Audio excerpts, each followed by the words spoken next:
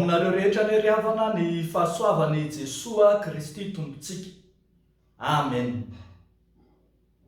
Azo antoka ny fiavian'ny tompo.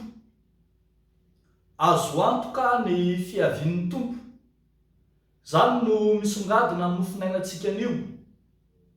Ao amin'ny bokin'ny Petera 2:7, ny 9 hatramin'ny 17. Azo antoka ny fiavian'ny tompo. Teo anatrehan'ireo sokajin'olona misalasala sy kely finoana ary tonga mpanarabirabo sy mamendro fendro aza ka manao rediredy samihafa momba ny amin'izany fiavian'ny tompo zany. Velom-panontaniana mihitsy manao hoe aiza ny teny fikasanany amin'ny fiaviany eo amin'ny 4. Tô ohatran'izay nisiny hatramin'ny voalohany ihany ty tany, tô mbola tsy potika mandraka ankehitriny.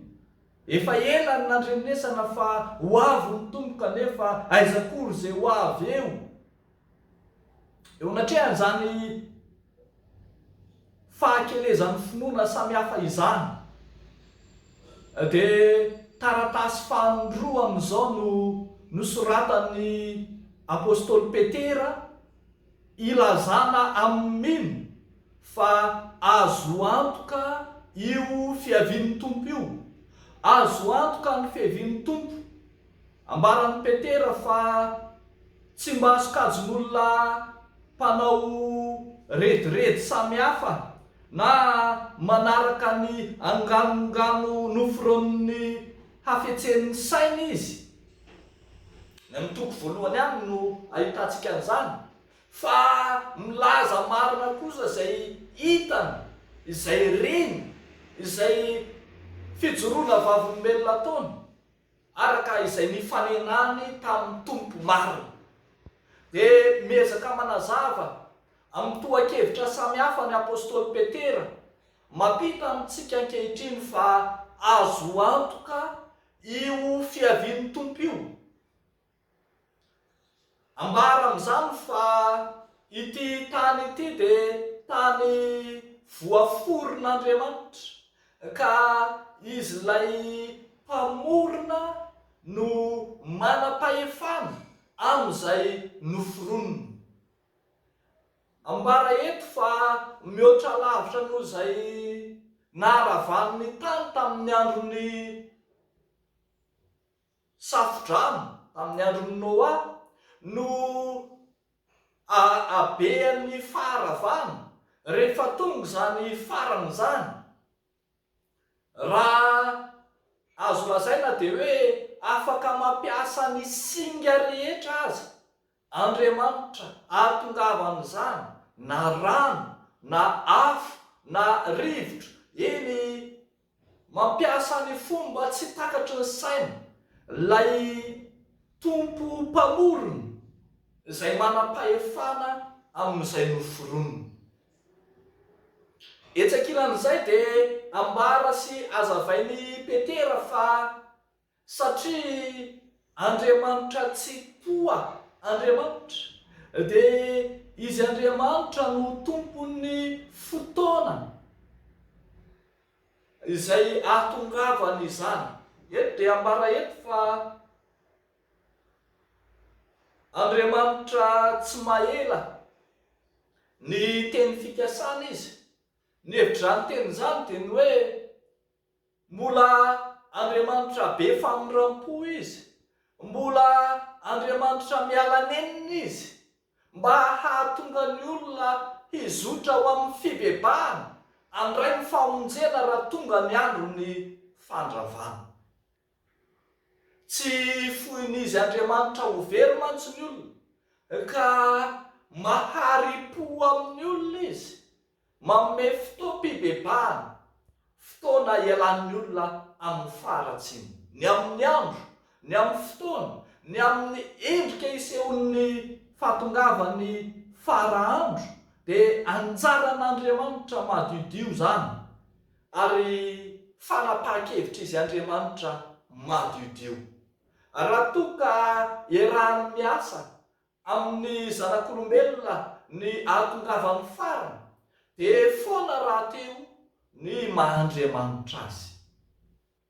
Izay tokony ho ataon'ny olona, tokony iomanan'ny olona, dia ny ananana toe-po, toe-panahy, toe-pitondratena mendrika izany farany izany, mba tsy hiaran'ny faravana ao anatin'ny fitondratena maloto, mba tsy hahatratra izany andro farany izany ny faratsy ny zanak'olombelona.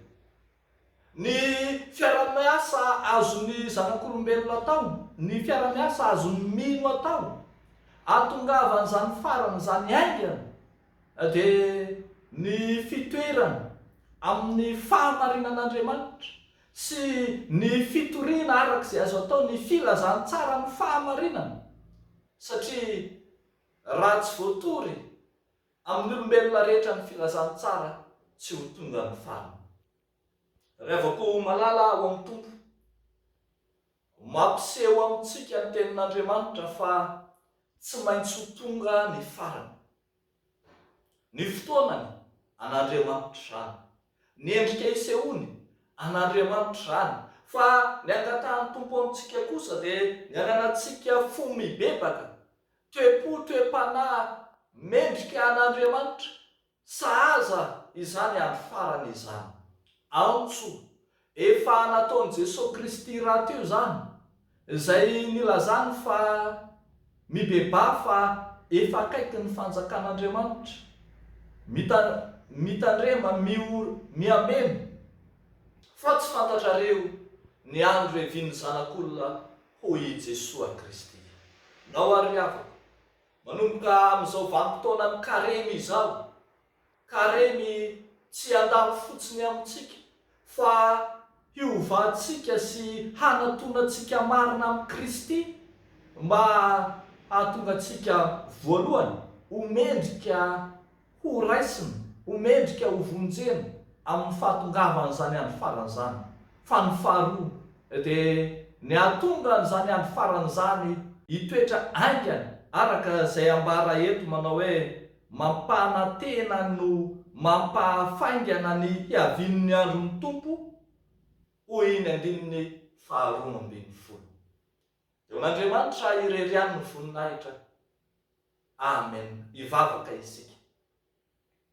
Andriamanitra ô, rain'ny famondram-po sy ny fiantrana ianao, manome fotoana mandrakariva andinianay tena sy anatona anay ny famonjena ao Andriamanitra, izay efa mitanterahanao tao amin'i Jesosy Kristy Tomponay. Ankehitriny izahay dia mangataka aminao mba handona hatrany ny fon'ireo rehetra izay minimikipy ka variana manao rediredy sy maniratsira amin'ny endriny samihafa ny filazany tsaranao. Ianao Tompo ambabo ny fon'izy ireny izorany amin'ny fibebahana marina tokoa. Ary tahio Tompo ny fiainan'ny fiangonana, ny fiainan'ny mpino, mba hiroso amin'ny fandinihan-tena sy ho amin'ny fiverenana marina aminao, indrindra amin'izao vanim-potoanany karemy izany. Dia amin'ny anaranao Jesosy no anaovanay izany vavaka izany. Amen.